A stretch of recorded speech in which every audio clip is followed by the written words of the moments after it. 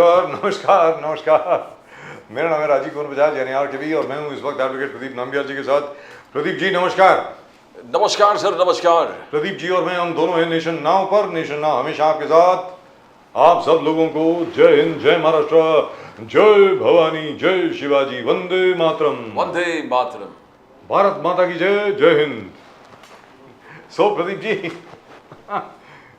what happened? What just happened? Haryana में हुआ क्या? As they say the old thing, I always remember Alvin Toffler's book, and you hate that guy. That's right. Alvin Toffler. He says, in life sometimes the impossible happens, the inevitable doesn't. I agree with you. I don't hate the guy. I loved his Future Shock. I liked his third wave. But his third book was awful. And his It was fourth the book, same books. it was the same book just recycled. Yes. So, And the fourth book which he wrote with his new wife, one could make head or tail of it. I mean, he forgot the digital revolution. He didn't even talk about Google. He didn't even talk about Apple or Microsoft. So he forgot all that. But anyway, we'll discuss that later. But what I want to know is, how could the Congress lose this?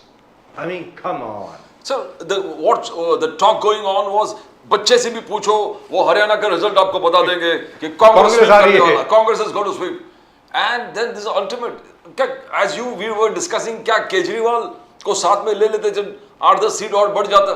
आराम से बढ़ती sir. आप देखिए, genuinely अगर आप analyse करें, केजरीवाल की party ने कई जगह पे जहां पे कांग्रेस हारी है, जैसे फॉर एग्जांपल कांग्रेस अगर एक जगह पे 1000 वोट से हारी है, वहां पे केजरीवाल की पार्टी को 1500 वोट मिले। कहीं पर कांग्रेस अगर 500 से हारी है, वहां पे केजरीवाल को पार्टी को 2000 वोट मिले। इस तरीके से एटलीस्ट 14 के 15 सीटें ऐसी हैं जहां पर कांग्रेस हरवाई गई है अरविंद केजरीवाल जी की वजह से। एंड आई रिमेंबर अली दरवाला साहब जो इस वक्त हमारे साथ हैं शायद, और उस टाइम पे आसिफ फारूकी साहब भी थे अपने वहां पर श्री अली दारोवाला साहब, शायद I think he possibly may have been joking. He said Aam Aadmi Party is our B team. That's what he said. But it is their B team. It is their B team. So let's go straight across to our guests. We've got a panel of wonderful guests at the moment. We've got Advocate Inderpal Singh ji from the Ajit Dada Pawar party, NCB. Inderpal Singh ji, Sat Sri Akal, good evening. Jai Marathi. नमस्कार। आपको नवरात्रि की बहुत बहुत बहुत बहुत शुभकामनाएं sir. आपको भी नवरात्रि की शुभकामनाएं सर। आसिफ फारूकी साहब, आपको आवाज आ रही है सर? बहुत अच्छे से आ रही है सर। क्या बात है सर, जय हिंद सर, जय हिंद। और अली दारोवाला साहब, आज दारोवाला साहब की मुस्कान तो आज मतलब it is to die for, $multi-million smile. तो अली दारोवाला साहब, जो आपने कहा Aam Aadmi Party is our B team यानी बीजेपी की बी टीम, आपको जितवा दिया सर हरियाणा ने अरविंद केजरीवाल ने। कमाल हो गई।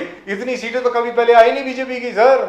Almost 50 seats, 49 or 48 seats. Pradeep sir, I'll tell you one thing. The main reason, and I'll speak very honestly to you today, the main reason that I'm smiling, I'm not laughing, I'm smiling, is your opening statement. Arey ye bhaiya ho kaisa gaya?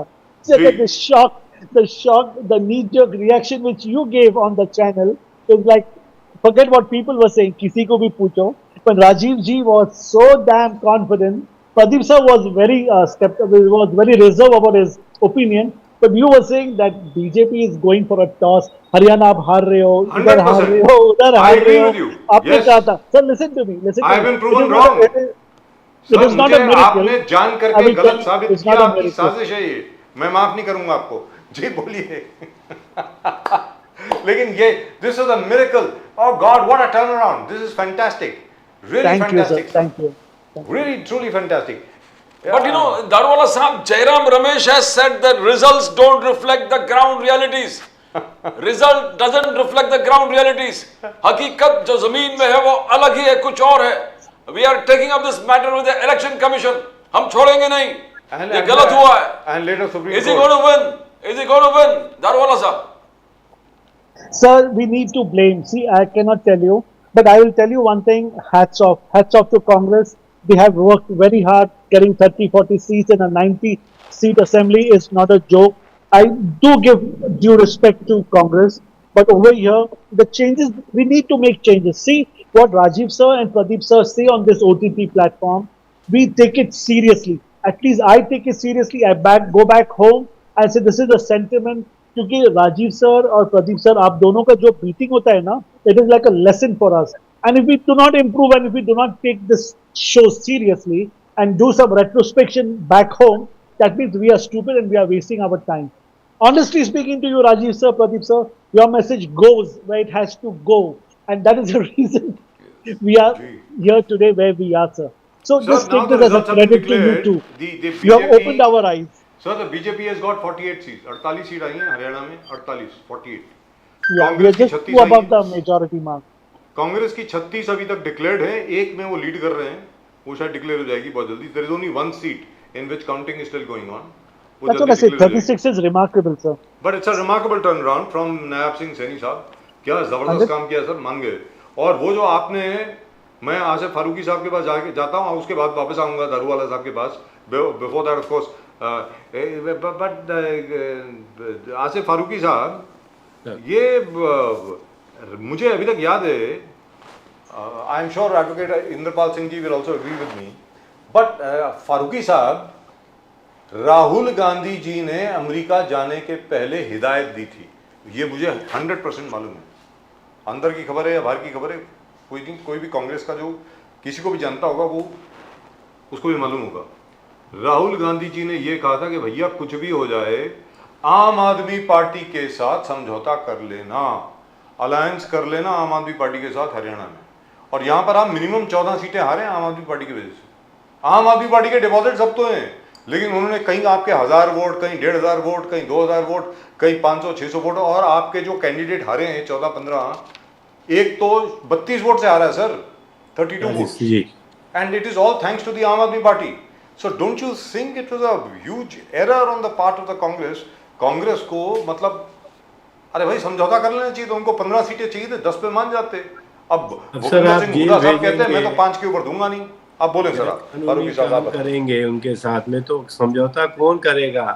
Kejriwal ji को इतने दिन बंद रखा आपने, उसको बाहर नहीं आने दिया, और इलेक्शन के वक्त तो ये सब मैनिपुलेशन. सुबह से तो जयराम रमेश जी जिस तरीके से बता रहे हैं, मेरे ख्याल से ऐसा नहीं है कि ये उस बात में कोई दम नहीं है. डेफिनेटली आप भी महसूस कर रहे होंगे कि ग्राउंड रियलिटी से बिल्कुल अलग ये सब बातें हो रही हैं.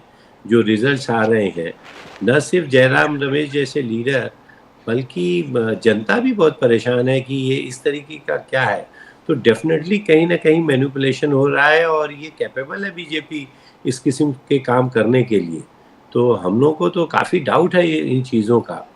और इस तरीके से बोलने में मेरे ख्याल से दारूवाला साहब वो मानेंगे नहीं, वो हमारे ऊपर ही उंगली उठाएंगे, और वो वजह भी है क्योंकि एक बार इलेक्शन कमीशन ने अगर ये डिक्लेयर कर दिया किसी कैंडिडेट को जीतना और हारना, तो उसको हम बहुत ज़्यादा, हमारे पास गुंजाइश नहीं रहती है. लेकिन ये भी आपको मानना पड़ेगा कि वहाँ ग्राउंड के ऊपर काफ़ी धांधलियाँ हुई हैं, मशीनों के साथ में हुई हैं, और जिस तरीके से एडमिनिस्ट्रेशन ने वहाँ पे कंडक्ट किया है उसके ऊपर बहुत से डाउट्स हैं, जिसका जयराम रमेश जी ने ये तक कहा है कि हम कोर्ट तक जाएंगे. तो पर फारूकी साहब, मगर सब पे आरोप आप पे है कि आप थोड़े जीतने लगे तो अहंकार आप पे बहुत बढ़ जाते हैं. आपने समाजवादी पार्टी को एकोमोडेट नहीं किया, आपने आम आदमी पार्टी को एकोमोडेट नहीं किया, जो आप कर सकते थे. उनका कहना है कि देखो यूपी में यूपी में अखिलेश यादव जी ने आपको जितने सीट्स दिए थे तो शायद वो कुछ ज्यादा ही दिए थे, बट उन्होंने बड़ा मन रखकर इंडिया अलायंस के बेनिफिट के लिए सोचा. मगर आप जब जीतते हो तो आप वो भूल जाते हैं और आप में अहंकार आ जाते हैं. थोड़ा आप सेटलमेंट कर लिए, समाजवादी आम आदमी पार्टी अलग अलग आपके अलायंस के लोग को साथ में जोड़ते तो शायद रिजल्ट कुछ और होता. क्या ओवर कॉन्फिडेंस है आसिफ फारूकी साहब? You are paying for over confidence नहीं है. जहां तक अगर अहंकार की बात आप करेंगे तो there is no doubt, Congress Party जो है नेशनल पार्टी है, ये वाहिद पार्टी है जो इंडिया की सबसे बड़ी पार्टी है. उसके बावजूद हम जिस तरीके से अपने साथियों को और अलायंस को लेके चलते हैं, तो इस किस्म की बात मुझको ताज्जुब हो रही है कि आप क्यों उंगली उठा रहे हैं. बड़ा भाई का किरदार हमेशा अदा किया है, और उसके बावजूद हमने छोटे नीचे दलों को बहुत अच्छे से टेकअप किया है. रह गया सवाल आम आदमी पार्टी की बात, तो उसमें आप खुद देख लीजिए कि जिस तरीके समाजवादी की बात हो, जिस तरीके से पिछले दिनों चीज़ें हो रही थी, ये खुद निराश थे छोटी पार्टियां कि शायद हमारा अकोमोडेशन ना हो पाए, लेकिन इतनी तेज़ी से चीज़ें घूमी हैं कि उसमें मौका नहीं मिला और खुद छोटी पार्टियों ने अलग अलग जगहों पे अलग अलग तरीके से बिहेव किया है। लेकिन एक चीज़ तो है फारूकी साहब, एक चीज़ तो बहुत अच्छी हुई है आपके लिए। हो सकता है कि आपको बड़ा अजीब लग रहा हो कि मैं कह रहा हूँ आपके लिए बहुत अच्छा हुआ है ये जो रिजल्ट आया है ना। अब इससे मुझे लगता है कि आपका नेतृत्व जो है, आपकी जो लीडरशिप है, उसमें अकल आ जाएगी महाराष्ट्र के लिए कि सबको साथ लेके चलना पड़ेगा।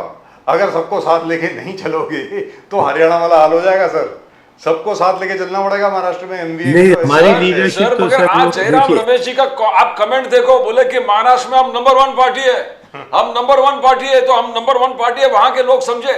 यानी चेतावनी आपने यूबीटी को दी है, उद्धव बाला साहब ठाकरे की सेना को दी है, जो आपका आलोचना कर रहे थे कि आपको नहीं सर, ये हमारे और सेना के बीच में कोई डिफरेंसेस नहीं है। आप इस चैनल के माध्यम से अगर उनको मैसेज दे रहे हैं तो मैं आपको बहुत खुल के बता दूं, उद्धव ठाकरे जी हो, पवार साहब हो, या दूसरी छोटी मोटी जो पार्टियां हैं हमारे साथ में, हमारे बहुत ही मजबूत रिलेशन है। न सिर्फ हमको ज़रूरत है, उनको भी इस बात का एहसास है कि बीजेपी जिस तरीके से न सिर्फ इलेक्शन लड़ती है बल्कि जो मैनिपुलेशन करती है, उसके लिए भी हमको ज़रूरी हो गया है कि हमारी तमाम पार्टियां जो है एक साथ में लड़ के उस गलत चीज़ों का फेस करें और उसको उठाएं। तो मैं नहीं समझता हूं कि हम लोग का अलायंस में कोई कमज़ोरी है।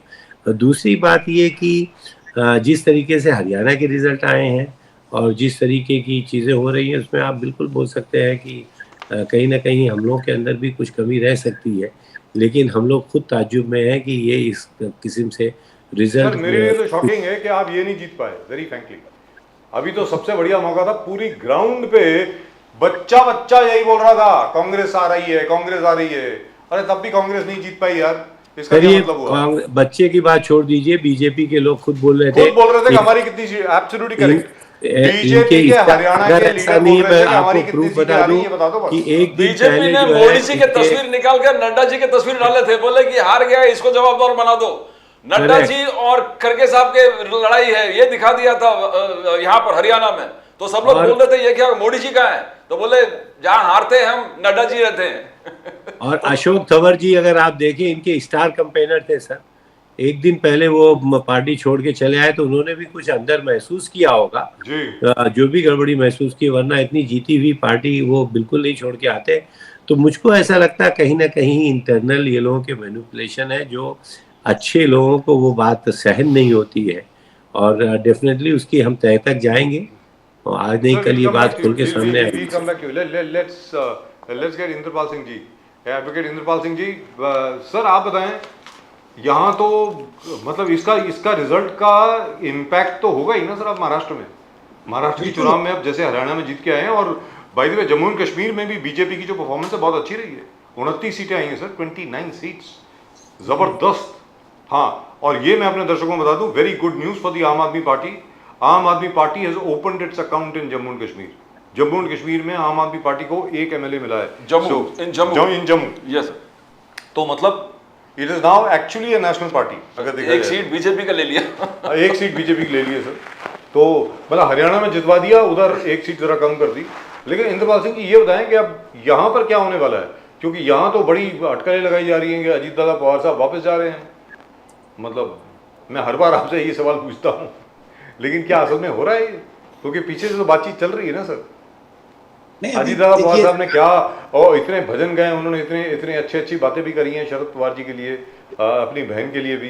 तो मतलब कुछ तो होगा ना सर इंद्रपाल सिंह जी? अभी उन्होंने फिर से 4 अक्टूबर को एक वायरल हुआ है उनका वीडियो दादा का, कि अगर सास 70 साल की हो जाती है तो फिर उसे आराम करना चाहिए, और सास के दिन कब तक रहेंगे करके। तो एक दिन तो बहू का फिर से आएगा, उन्होंने फिर से बोला है।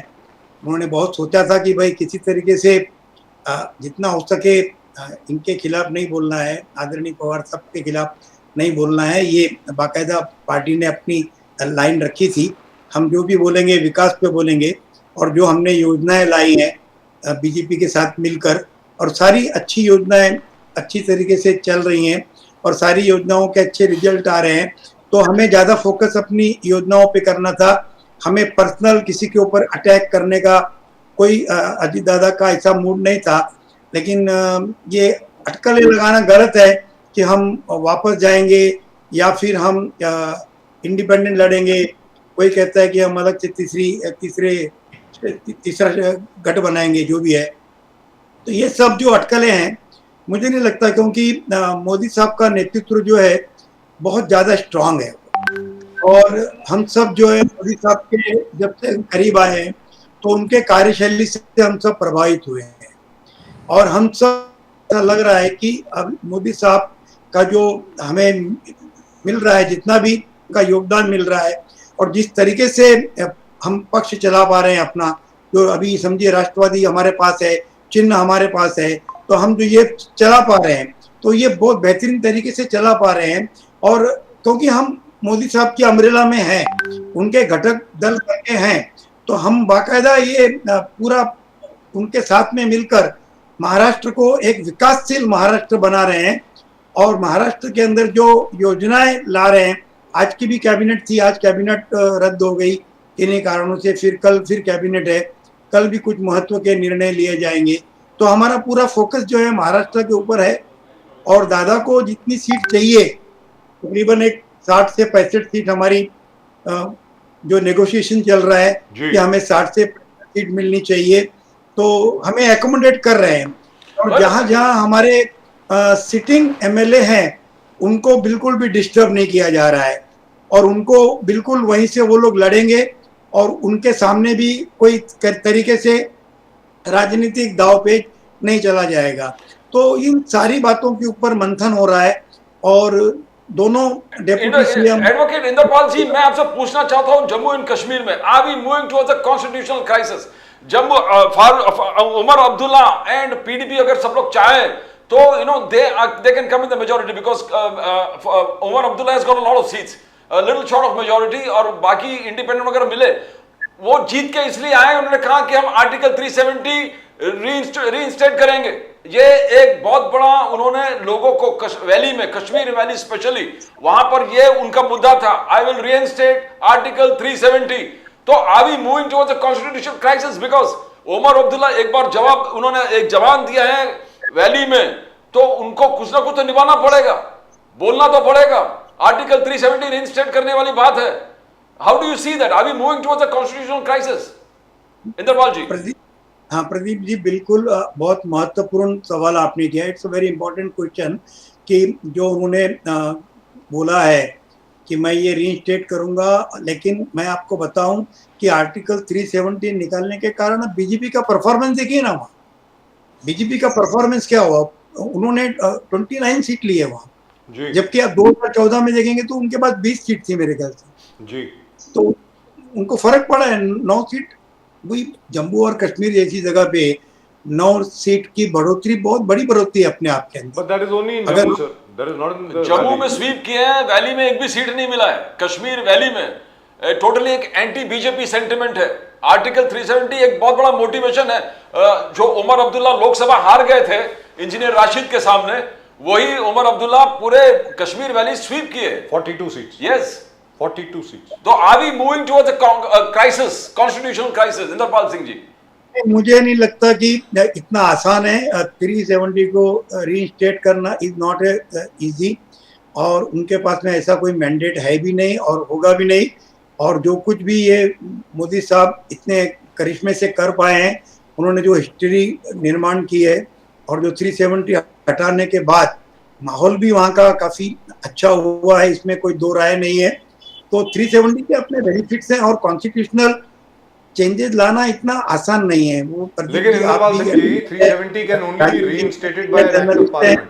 और आपका ये कोई नहीं कि वो चीफ मिनिस्टर रीइंस्टेट कर देगा तुरंत और ये रीइंस्टेट हो जाएगा 370। लेकिन मुझे नहीं लगता कि 370 की छेड़खानी हो सकती है, क्योंकि 370 के कारण बहुत सी एरिया जम्मू के भी हैं जहाँ की बीजेपी ने एकदम क्लीन स्वीप किया हुआ है और अच्छे वोट लिए हुए हैं। इंद्रपाल सिंह जी, क्या कॉन्स्टिट्यूशनली संवैधानिक तौर पर कोई भी असेंबली, और वो भी असेंबली यूनियन टेरिटरी की, स्टेट की भी असेंबली नहीं है अभी, वो मतलब how can they reinstate an article which has been repealed by an act of parliament? They can't do that, sir. वो तो Yes, state assembly है. yes, They don't have the yes. right.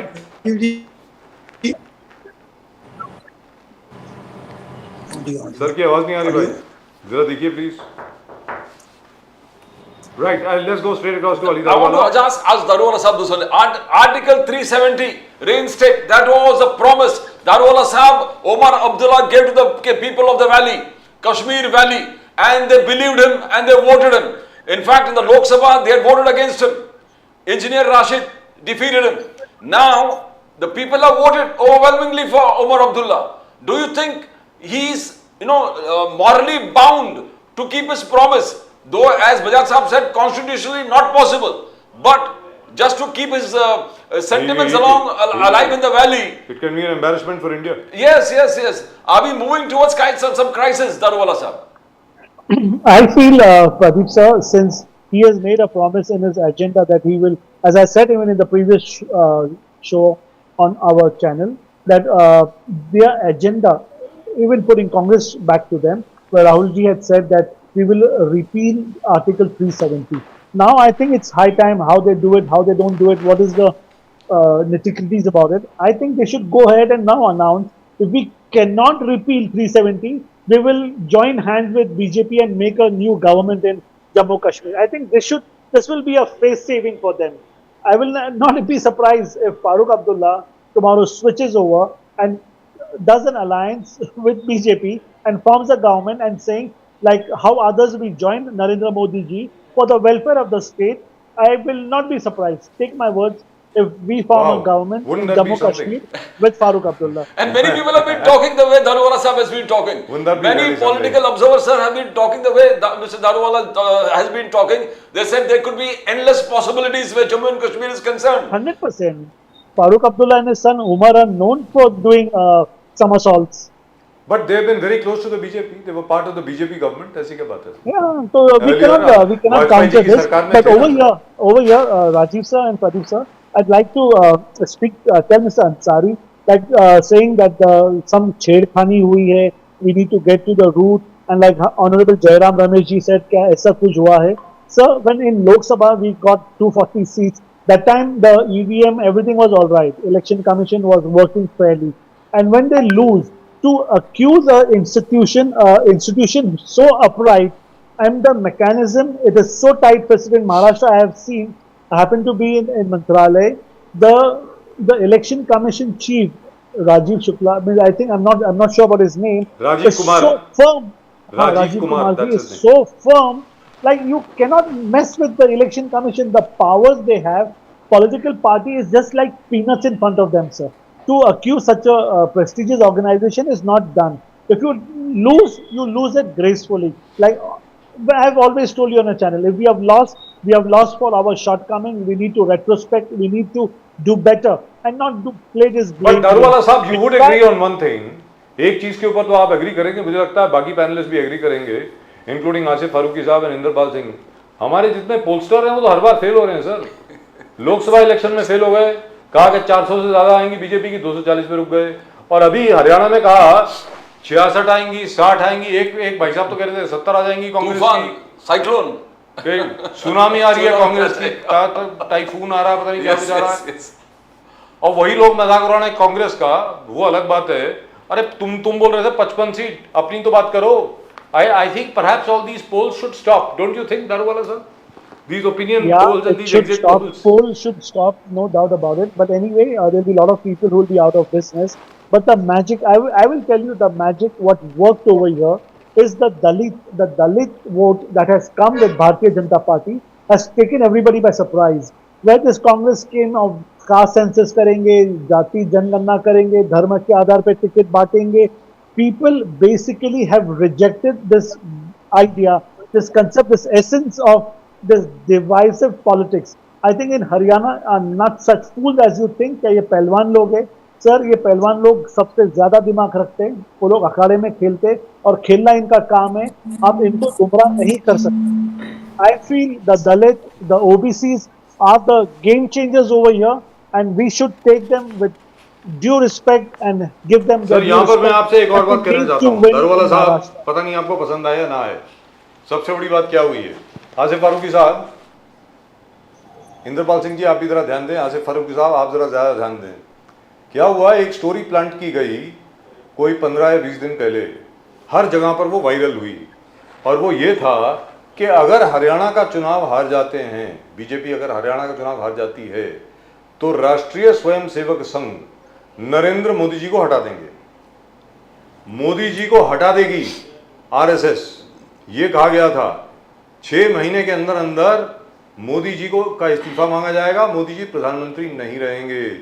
मैं आपको बता रहा हूं सर, पानीपत में, सोनीपत में, फरीदाबाद में, हिसार में, हर जगह पे जहां जहां पर बीजेपी का गढ़ है वहां पर यह बात वायरल की गई कि मोदी जी की हमें मोदी जी का पद बचाना है, मोदी जी की सीट बचानी है।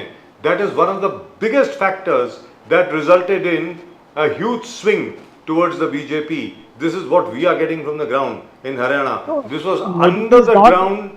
campaign It was a extensively in huge Haryana at movement, all. but यहां पर आप लोगों ने जबरदस्त काम किया है सर, वेरी फ्रैंकली। दारूवाला साहब। No, Rajiv sir. I will tell you one thing. Modi ji himself has not extensively campaigned in Haryana. This time, the Sangh has gone on the ground. Sangh has taken the decisions. RSS has played a very major role in canvassing, getting people, getting them connected, selecting the candidates, the nitty-gritty, the changing of the CM. The total credit over here, without mincing my words, goes to the Sangh Parivar. Haryana की जीत अगर इसका श्रेय किसको जाता है तो वो परिवार को जाता है सर। क्या बात है साहब। आसिफ फारूकी साहब, यही आपको डर का एक बहुत बड़ा विषय होगा जो दारूवाला साहब ने कहा। संघ साथ में थे हरियाणा में, आप हार गए। उत्तर प्रदेश में लोकसभा में संघ साथ में नहीं थे, बीजेपी हार गया वहां पर, यानी आप लोग लीड कर पाए। तो क्या एक बहुत बड़ा फैक्ट, महाराष्ट्र में संघ ने कहा, आरएसएस ने कहा we are with the BJP, समन्वय बैठक हुए। दारूवाला साहब आरएसएस से बहुत करीब संबंध रखते हैं। महाराष्ट्र में संघ बीजेपी के लिए कैंपेन करने वाले हैं, समन्वय बैठक ऑलरेडी चालू है।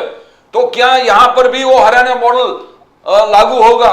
क्या महायुति जो सपने देख रहे हैं वो साकार हो जाएंगे और एमवीए के सपने टूट जाएंगे? फारूकी साहब सर देखिए, न्यूज़ तो हमको ये भी थी कि मोदी का कद जो है वो आरएसएस से आगे बढ़ गया था, और अब की संघ जो है ये दिखाना चाहता था मोदी जी को कि तुम हमारे बगैर कुछ भी नहीं हो, और ये प्रूव कर दिया। तो इस किस्म की बातों में मैं नहीं समझता हूँ कि हम लोग को बहुत पढ़ने की ज़रूरत है। और जिस तरीके के रिजल्ट्स आज आ रहे हैं कि ग्राउंड रियलिटीज़ पे क्या था और कैसे हो गया, तो उसमें हम आप कुछ उस पर टिप्पणी कर पाएंगे।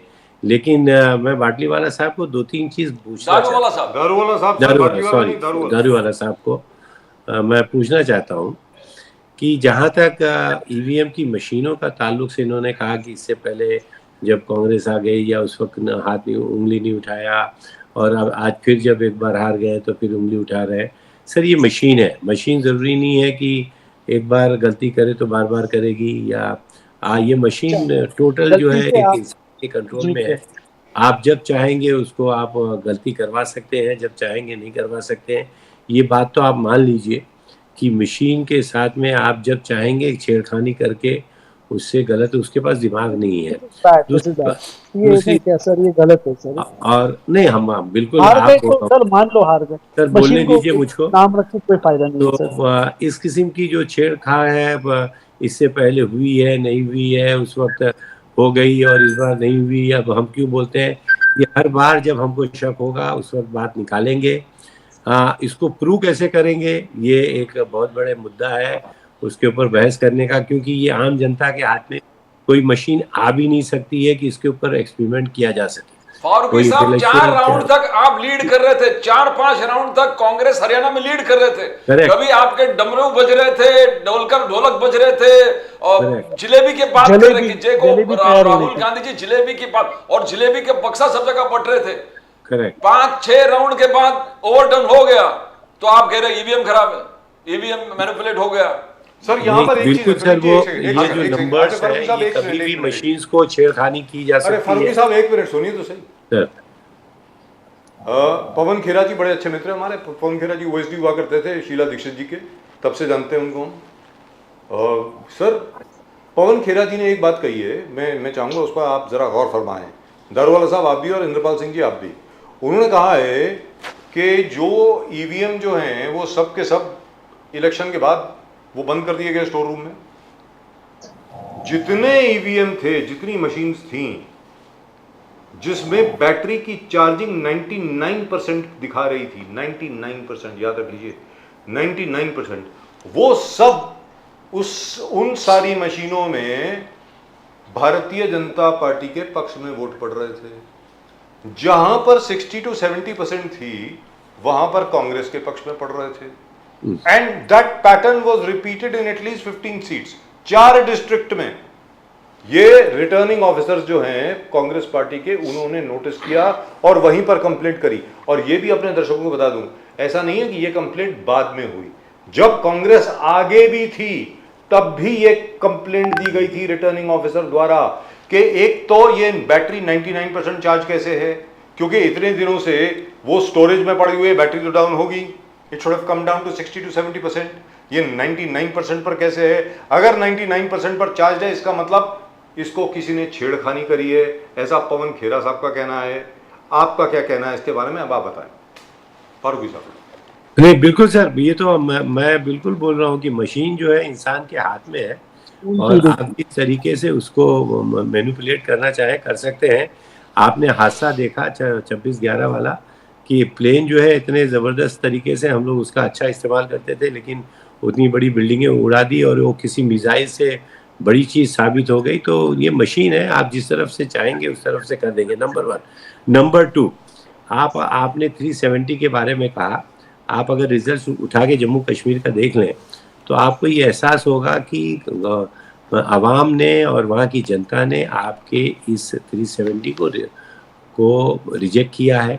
आपको ये मैसेज दिया है कि वो नहीं कर पाएंगे, वरना इस तरीके से फारूक अब्दुल्ला की जो और कांग्रेस का अलायंस है वो इस तरीके से इतनी बड़ी जीत नहीं लेके आ पाता।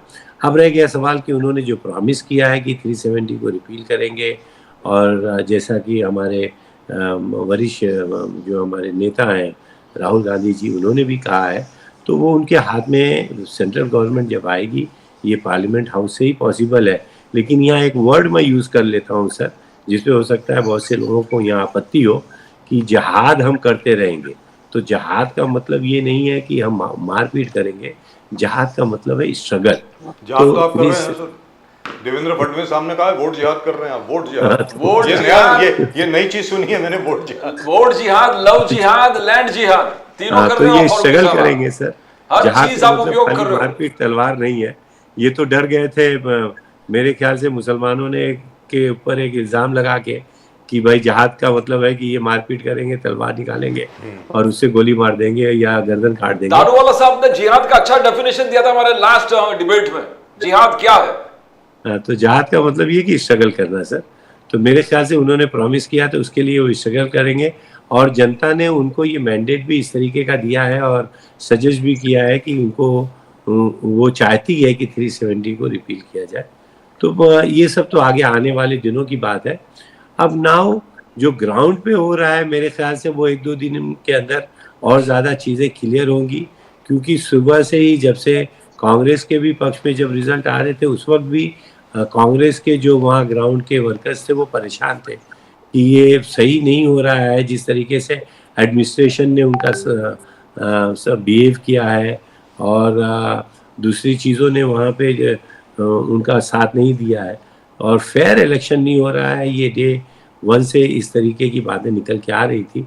तो अब इसमें आप लोगों का भी सुझाव की ज़रूरत है कि उसमें क्या रियलिटी है, उसको हम लोग आगे आइंदा आने वाले फारूकी साहब, राहुल गांधी जी ने संविधान को प्रोटेक्ट करने का कसम खाए। आप और जितने राहुल गांधी जी के लीडर्स है, छोटे से लेकर बड़े तक, संविधान का किताब अपने हाथ में लेकर 24 घंटे घूमते हैं 24/7, और आज आप कह रहे हो कि आर्टिकल 370 जो ऑलरेडी एब्रोगेट किया है उसको वापस लाने की बात कर रहे हो, यह असंवैधानिक है, जो टोटल देश के हितों के खिलाफ है। तो राहुल जी कभी ऐसे काम नहीं करेगा, कभी। हम लोग सब जानते हैं पॉलिटिकल नियम देखे राहुल जी जो संविधान का कसम खाते हो, कैसे आर्टिकल 370 को रिकॉन्सिडर। अगर आप ये बहस कर रहे हैं तो 370 इससे पहले था, अब इसी बीजेपी गवर्नमेंट ने आके चेंजेस किए हैं, तो वो सही चेंज किया है, गलत चेंज किया है, इसमें बहुत से चेंजेस किए हैं। राहुल जी का कहना ये है, कि ये छेड़खानी हम बर्दाश्त नहीं करेंगे। तो अब बीजेपी ने कर दिया है और वो हम नहीं करेंगे, ऐसा कोई ज़रूरी नहीं है सर। ओरिजिनल जो है बहुत सी चीज़ें वो चेंज करना नहीं चाहते हैं, क्योंकि बाबा साहब अम्बेडकर का ये बनाया हुआ कानून है और हमको पूरा यकीन था कि ये बहुत सही कानून है, उसकी ज़रूरत थी और उसको प्रोटेक्ट करना चाहिए। वरना बीजेपी जो है रोज़ाना अपने मफाद के लिए, अपने आप को सही सिद्ध करने के लिए उसके अंदर चेंजेस करते रहेगी, जो कि आइंदा आने वाले दिनों के लिए बड़ी ख़राब चीज़ होगी इस देश की। इंद्रपाल सिंह जी, यहाँ पर आपसे पूछना चाहता हूँ, क्योंकि हरियाणा की डिफीट के बाद कांग्रेस जो है अब बड़ी जागरूक हो गई है या हो जाएगी। अब कांग्रेस जो है दुगनी तिगनी शक्ति लगाएगी यहाँ पे महाराष्ट्र में, ताकि हरियाणा रिपीट ना हो महाराष्ट्र में सर, जो they were caught by surprise in Haryana. आप देखें सुबह सुबह तो हेडक्वार्टर्स में पटाखे फूट रहे थे, जलेबियां खा रहे थे सब लोग वगैरह वगैरह वगैरह। So how will you manage that sir, Indrapal Singh ji? नहीं, अभी सबसे बड़ी बात बताऊं कि जो महाविकास आघाड़ी है उनके पास में आपस में झगड़ा ये चल रहा है कि उनके पास में सीएम फेस नहीं है, उनके पास में नेतृत्व नहीं है। संजय राउत जी रोज बोल रहे हैं कि पहले सीएम फेस डिक्लेयर करो, फिर आगे की रणनीति डिसाइड करते हैं। अभी कल ही का बयान देख लीजिए संजय राउत जी का, उन्होंने कहा है कि सीएम फेस डिक्लेयर करो। इनके पास सीएम फेस नहीं है, ना इनके पास में कुछ एजेंडा है जीतने का। तो ये कांग्रेस ठीक है कि एक थोड़ा सा परफॉर्मेंस उनका पहले से बेटर हुआ है, लेकिन ये महाराष्ट्र में उनका कैसे गठबंधन होगा, कितने लोगों को लेके वो चलेंगे। जैसे कि आपने शो के स्टार्टिंग में बहुत अच्छी बातें कही हैं, जैसे आपने बताया कि उनकी हार कैसे हुई है, आपने बहुत सी बातों के ऊपर प्रकाश डाला है कि हरियाणा हारने की वजह क्या है जी, और आपने क्लियर कट कहा है कि अगर वो आपको साथ में ले लेते तो ये 1500 के डिफरेंस दिखते नहीं, आज जो ये आंकड़े दिख रहे हैं करेक्ट, वो आंकड़े दिखते नहीं। तो मैं ये मानता हूं कि कांग्रेस के पास आज भी अच्छे रणनीतिकार नहीं है, यानी अच्छे चाणक्य वहाँ नहीं है, या रणनीति आंकने वाले लोगों की वहाँ बहुत सी कमी भी है। तो ऐसा मैं समझता हूँ कि कांग्रेस महाराष्ट्र में कोई ऐसा बड़ा करिश्मा नहीं कर पाएगी। यहाँ उनके साथ में जो उनके घटक दल हैं, जैसे कि शिवसेना है, राष्ट्रवादी शरद पवार गट है, तो इन सब के बीच में जो एक कम्युनिकेशन होना चाहिए, जो एक कोऑर्डिनेशन होना चाहिए, ये कोऑर्डिनेशन इनके अंदर दिखाई नहीं पड़ रहा है कहीं। आप आए दिन जो बयान देखते हैं लोगों के आपस के अंदर, ये टकराव के बयान है, ये कोई युति के बयान नहीं है कि ये आगे चलकर कहीं कुछ एक होकर लड़ेंगे या जीतेंगे, ऐसे कहीं कुछ नजर नहीं आ रहा है। तो ये तीनों के मुंह जो है सर वो तो आपके ऊपर भी लगाई जा सकती है सर, वो चीज तो, वो आरोप तो आपके ऊपर भी लगाया जा सकता है। ये कहा जा रहा है कि जहां तक माशाल्लाह अजीत दादा पवार का सवाल है, हो सकता है कि अजीत दादा पवार के जितने भी एमएलए हैं, बाकी सब लोग हैं, वो उनकी होड़ लगी हुई है वापस जाने की शरद पवार साहब के पास, क्योंकि हर एक को मालूम है हारने वाले हैं। तो मतलब ये तो आरोपों की बात होगी ना सर, इंद्रपाल सिंह जी? ऐसा है कि लोग थोड़े से अपनी अपनी सीट को बचाने के लिए लोग यहाँ से वहाँ, आजकल की राजनीति आप जो देख रहे हैं कि जो हर तरह की राजनीति है, जैसे कि महाराष्ट्र की राजनीति में भी पिछले कई टाइमों से, कई वक्त से जो चल रहा है, थोड़ा सा मुश्किल लगता है कौन कहाँ है करके।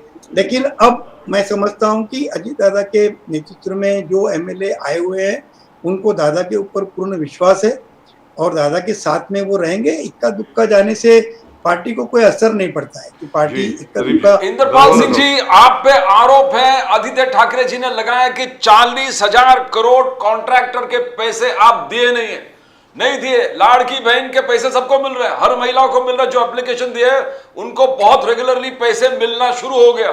जिसको नहीं मिला, एक साथ 4,500 मिले हैं। बहुत सारे लोग हमको भी ऑफिस में बोले कि बहुत सारे लोगों को मिले, बट क्या स्टेट का खजाना खाली है? टोटल खाली है। आपकी जो लाड़की बहन स्कीम, मुख्यमंत्री युवा कार्य प्रशिक्षण योजना, 10 लाख स्टूडेंट को 10,000 स्टाइपेंड देना, Annapurna Yojana, higher education free for girls, गुलाबी रिक्शा, ये पूरे स्टेट राज्य का खजाना खाली है। कॉन्ट्रैक्टर के पैसे देने को नहीं है और सब आंदोलन पे जा रहे हैं। अभी बहुत सारे डिपार्टमेंट के पैसे, सैलरी नहीं मिले। नहीं प्रदीप जी, इसमें मैं आपको एक बात बताऊं कि बीएमसी का जो है वो अपना एक बजट होता है, और हमारी मुंबई की बीएमसी जो है वो सबसे रिचेस्ट बीएमसी है। जैसे किसी एक स्टेट का बजट होता है, उतना हमारी बीएमसी का बजट है। तो ये बीएमसी के लिए डायरेक्टली आप कहेंगे कि स्टेट ने फंड रिलीज नहीं किया, ऐसा नहीं है, क्योंकि बीएमसी का बजट तो प्रॉफिटेबल बजट है ना सबसे ज्यादा। बीएमसी का तो कभी डेफिशिएंसी बजट हुआ ही नहीं है। तो ऐसे कोई, मुझे लगता नहीं कि कॉन्ट्रैक्टर के पैसे डिले हो सकते हैं, लेकिन कॉन्ट्रैक्टर के पैसे दिए नहीं गए, ये आरोप थोड़ा सा मानने जैसा नहीं है, क्योंकि बीएमसी का अपना अपना खुद का एक बजट है। अभी आपको भी पता है कि कभी भी इतने सालों में मुंबई बीएमसी का बजट कभी डेफिशिएंसी में गया ही नहीं है। तो कॉन्ट्रैक्टर का जो फंड रिलीज होता है वो तो अभी भी सरप्लस बजट है बीएमसी के पास में। तो मुझे ये समझ में नहीं आ रहा है कि इससे फाइनेंस डिपार्टमेंट सैलरी सब चीज डिले हुए हैं। Indrapal Singh ji, Aaditya Thackeray wants an open debate, बोले मैं ओपन डिबेट करना चाहता हूं, कोई सरकार की तरफ से मेरे सामने बैठे। बट एक चीज है कि बारामती से क्या अजित पवार जी लड़ेंगे? बहुत पूरे जबरदस्त स्पेकुलेशन चल रहा है। अजित पवार जी कभी कहते हैं कि मैं जिसको दूंगा आप लोग को उनको चुन के लेके आना पड़ेगा, तो ये लोगों के मनोबल टूट जाएंगे एनसीपी के। अजित पवार जी बारामती से नहीं लड़े तो क्या प्रफुल्ल पटेल जी ने कहा नहीं वही लड़ेंगे, पर अजित पवार जी खुद अपने मुंह से नहीं कह रहा कि मैं बारामती लड़ूंगा। इंद्रपाल जी, बहुत बड़ा सस्पेंस लगा है उस पर। नहीं, बिल्कुल, अभी दादा का कल का ही स्टेटमेंट है कि मैं बारामती से लड़ूंगा, कल का स्टेटमेंट है उनका। और पार्लियामेंट्री बोर्ड जो हमारा है, जिसमें तटकरे साहब हैं, प्रफुल्ल पटेल साहब हैं, दादा खुद हैं, ये सभी भुजबल साहब हैं, सारे सीनियर दिलीप वलसे पाटिल साहब हैं। तो पार्लियामेंट्री बोर्ड जो है उनका भी निर्णय है, और ये किसी पार्टी में किसी एक व्यक्ति का निर्णय नहीं होता है। अगर वो अध्यक्ष है, राष्ट्रीय अध्यक्ष है, लेकिन उसे पार्लियामेंट्री बोर्ड की सुननी पड़ती है, इसीलिए पार्लियामेंट्री बोर्ड बनाया जाता है। तो दादा ने यहाँ तक कहा था कि पार्लियामेंट्री बोर्ड का निर्णय जो होगा कि मुझे अगर बारामती लड़ना है तो मुझे बारामती लड़ना है, और मैं बारामती लड़ूंगा। मैं ये मानता हूँ कि एक आधी बार दादा का स्टेटमेंट रहा है कि मैं बारामती नहीं लड़ना चाहता हूँ, मैं कई साल से बारामती से ही लड़ रहा हूँ, तो मैं जिस किसी को भी पार्टी टिकट देगी उसके साथ आज सबको काम करना है। ये उनका स्टेटमेंट है, ये स्टेटमेंट मैं डिनाई नहीं कर रहा आज, लेकिन अभी उनका जो लेटेस्ट स्टेटमेंट ये है कि बारामती से वो लड़ रहे हैं। लेकिन इंद्रपाल सिंह जी, आपके पास आता हूं वापस। दारूवाला साहब, the fact remains that this is going to be a huge boost for the BJP. इसमें कोई दो राय नहीं है। भारतीय जनता पार्टी के लिए बहुत बड़ा बूस्ट है सर ये, इसमें कोई दो राय है ही नहीं है, इसमें तो कोई आर्गुमेंट हो ही नहीं सकती। जहां पर बोला जा रहा था कि अब वो मोदी मैजिक काम नहीं कर रहा है, Amit Shah has lost his touch. उनको चाणक्य बोला करते थे, अब वो चाणक्य साहब जो हैं मतलब वो अपनी चाणक्यगिरी मतलब भूल गए, ये कहा जाता था। अब ये हरियाणा और जम्मू एंड कश्मीर के नतीजे के बाद अब तो ऐसा लग रहा है यू गाइज आर बैक जबरदस्त तरीके से। अब महाराष्ट्र में क्या होने वाला है सर? दारूवाला साहब बताएं please. Yeah, Rajiv sir, the Haryana model, Jammu Kashmir, we winning extra 9-10 seats is not going to help us in Maharashtra even one bit. Maharashtra election is so damn different. Over here, three parties colliding, confusion, and who the seat sharing and how we are going to work out is really a very big gambit. Yes. The political pundits in our party need to sit, streamline, iron out the differences, do the seat sharing very pragmatically. Ajit Dada needs to be accommodated. The winnability has to be seen. The ticket distribution has to be done on caste basis, because that is going to play a very big role. Over here, I will not mince my words. There is another big trouble in front of us. That is the Arakshan.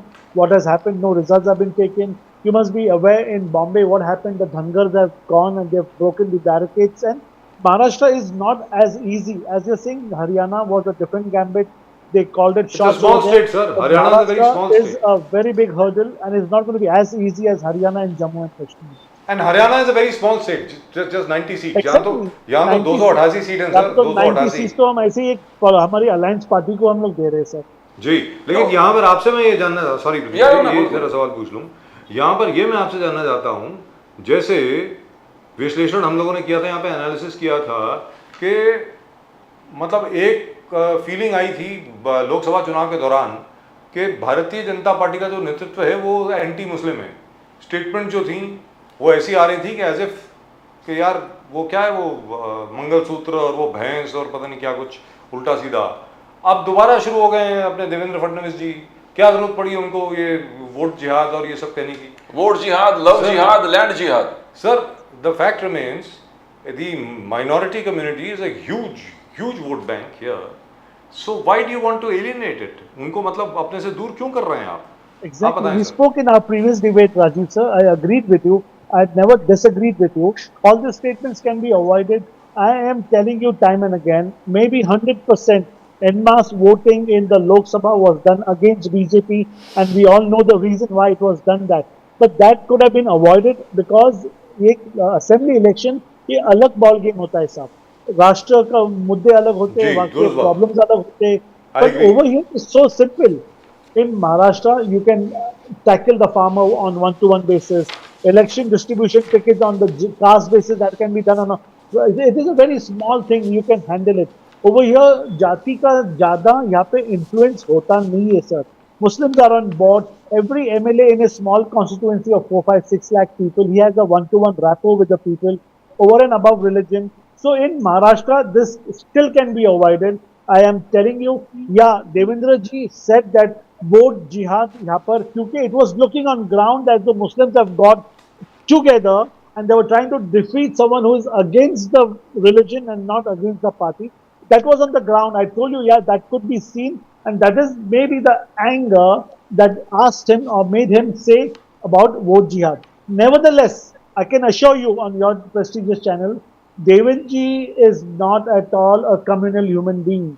He is very open and he is the most voter friendly human being that I have at least seen and the most intellectual. You know, तो दारूवाला ये- साहब, I want to ask you one thing about the जो अंदरपाल सिंह जी को पूछा मैंने, कंगाल हो गए.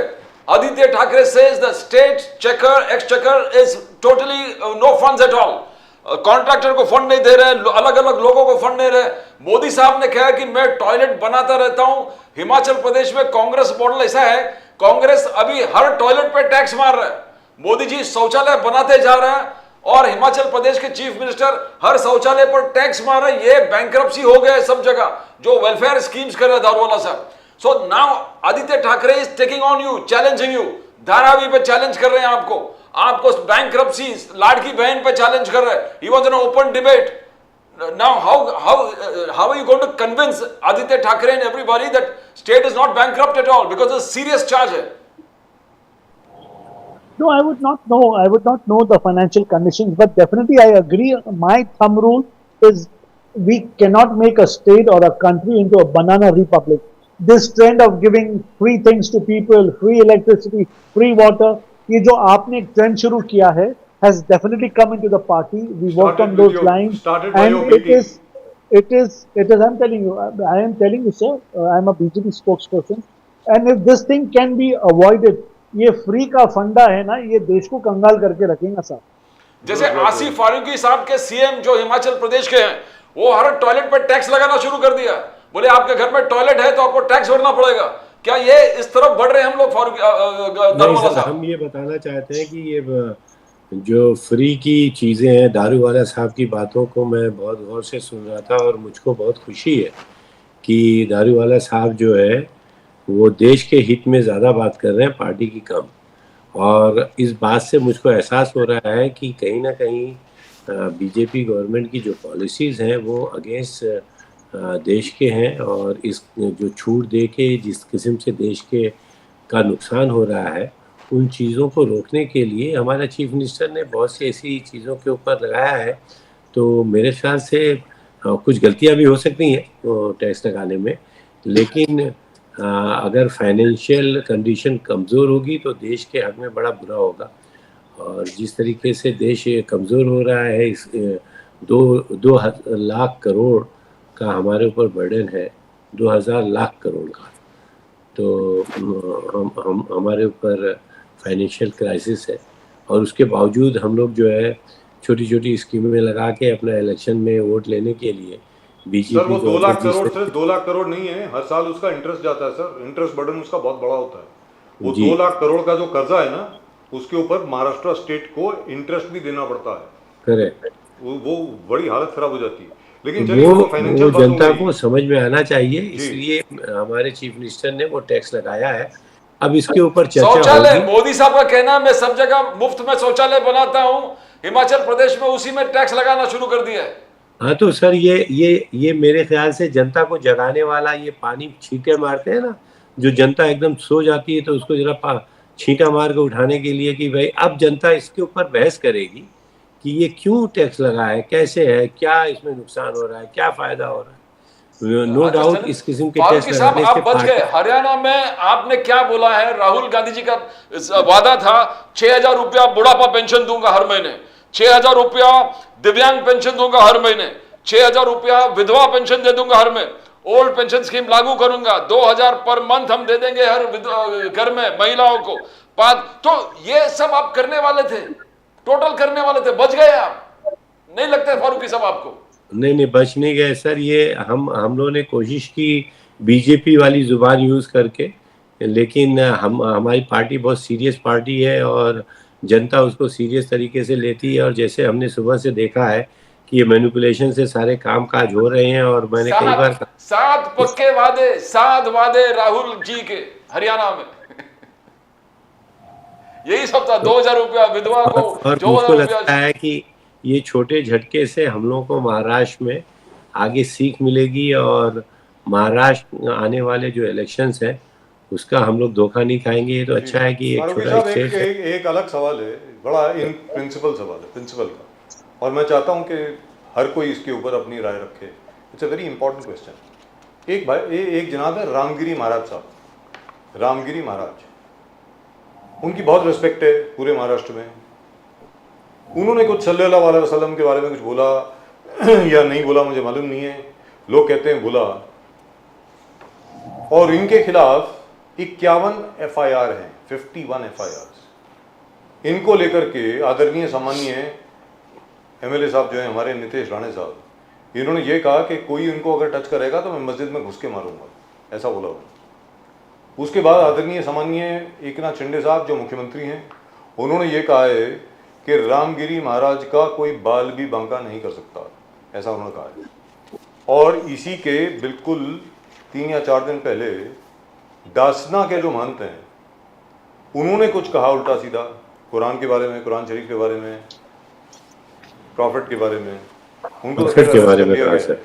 तो सर ये क्या हो रहा है, मैं आपसे जानना चाह रहा हूँ, ये हो क्या नहीं, ये बीजेपी का ही अपना खिलवाड़ है सर। ये लड़ाओ और राज करो वाला बात है और इसमें अभी तक ये कामयाब नहीं हो पा रहे हैं। ये छोटे छोटे चुटकुले छोड़ते रहते हैं। और बीइंग अ मुस्लिम मुझको बहुत ही इस बात का खेद है कि प्रॉफिट मोहम्मद सल्लल्लाहु अलैहि वसल्लम के ऊपर इन्होंने उंगली उठाई है और ये अननोटिस नहीं जाएगा। इसके कॉन्सिक्वेंसेस बड़े ख़राब हो सकते हैं, न सिर्फ दूसरी पार्टियों के लिए या जनता के लिए, खुद हम लोगों के मुस्लिम्स के अंदर भी ये चीज़ें बड़ी ख़राब हम लोग को कर सकती हैं। हम गलत तरीके से सोच सकते हैं सर।